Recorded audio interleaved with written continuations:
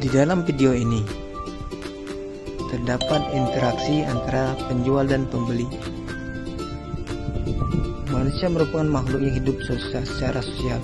Dalam kehidupan sosial, kerjasama dengan orang lain sangat diperlukan agar setiap individu dapat berkembang menjadi manusia yang utuh. Proses perkembangan dan keterkaitan merupakan interaksi antar individu yang saling mempengaruhi satu sama lain dan melibatkan proses sosialisasi.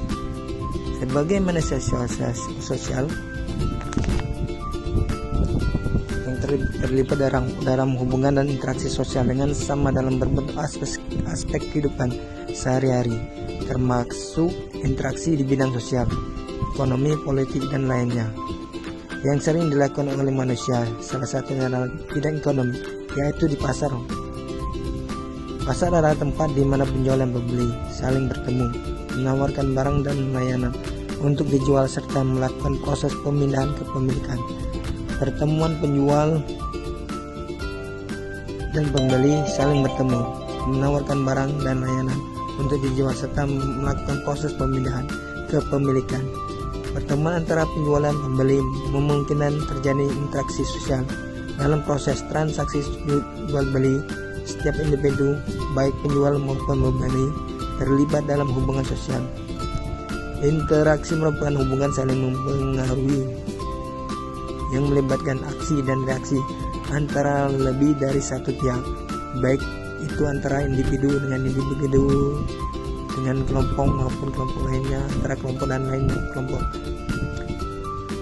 dan memenuhi syarat tertentu agar dapat menghasilkan suatu kesepakatan dan syarat terjadi interaksi sosial. Pertama adalah kontak sosial. Kontak sosial mencakup upaya mendekati pertemuan secara fisik dan rohania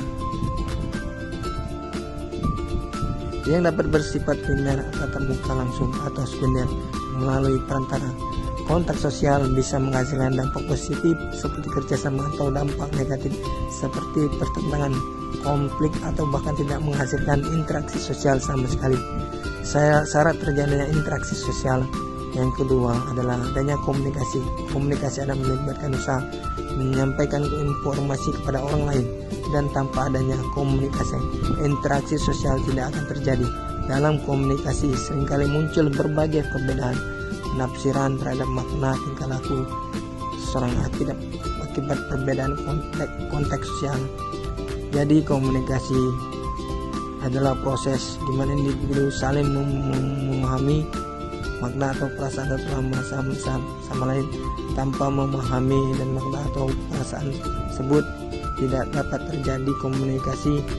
Dalam perdagangan, dalam interaksi sosial terjadi dua macam proses, yaitu asosiasi dan proses disosiatif.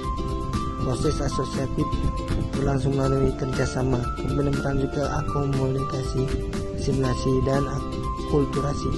Sedangkan proses disosiatif dimulai dengan persaingan, selanjutnya menjadi kontratensi dan konflik, di mana semua berlangsung secara bertahap. Dalam interaksi sosial berkembang karena manusia tidak hanya menjadi makhluk individu, tetapi juga merupakan makhluk sosial. Saat berperan sebagai individu, manusia merasa terdorong atau memiliki motivasi untuk membentuk hubungan dengan dirinya sendiri. Sementara itu sebagai makhluk sosial, manusia merasa terdorong untuk bekerja sama. Sekian keterangan dari saya akhirnya. Wassalamualaikum warahmatullahi wabarakatuh.